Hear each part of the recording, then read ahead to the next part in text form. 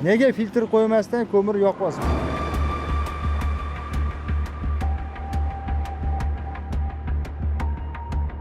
Ko'mir ishlatadigan bo'lsanglar, filtr o'rnatinglar degan talab qo'yganmiz, tamom.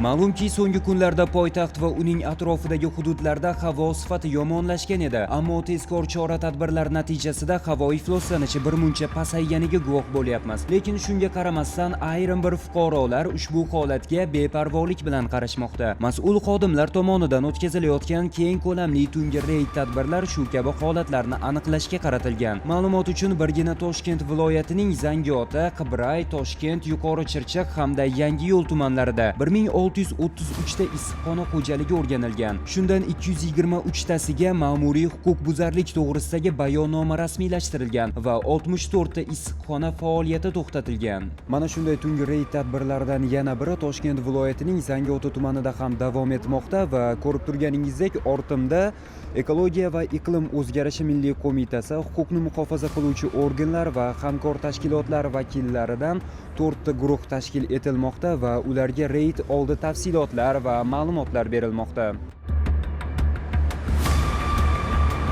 Reyd davomida ishchi guruh bilan birgalikda tumanning Harakat mahallasidagi avval ogohlantirib ketilgan issiqxonaga kirdik. Mas'ullar so'zlariga ko'ra, tadbirkorga filtr o'rnatish uchun 4 kun muhlat berilgan. Biroq tasvirlarda ko'rayotganingizdek, tadbirkor hali hamon ko'mir yordamida isitish pechlaridan foydalanmoqda.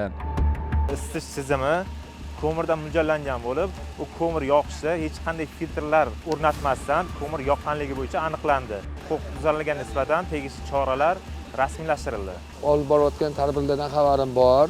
Harakatdaman, xudo xolasa erkinlik joyida qilib qo'yamiz filtrlarni. Tadbirkorga nisbatan ishchi guruh tomonidan tegishli choralar ko'rilib, isitish pechlari yaroqsiz holatga keltirildi.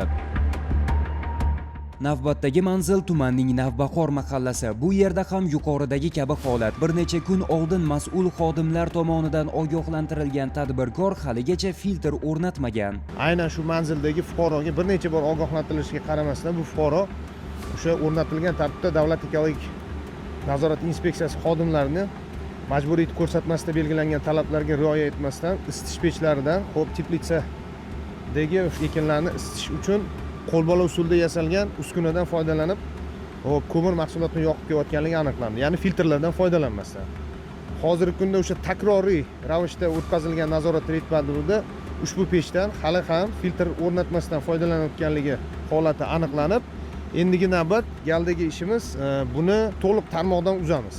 Umuman olganda o'tkazilgan reydlar havoni muhofaza qilish borasida jiddiy e'tibor qaratilayotganini ko'rsatmoqda. Mutasaddilar tomonidan olib borilayotgan izchil ishlar atmosfera sifati yaxshilanishiga xizmat qilishi shubhasiz, ammo bu jarayonda har bir tadbirkor va fuqaroning mas'uliyati ham muhim ahamiyatga ega. Ekologik talablarga loqaydlik nafaqat tabiatga, balki jamiyatning o'zi uchun ham salbiy oqibatlarga olib kelishini unutmaslik lozim.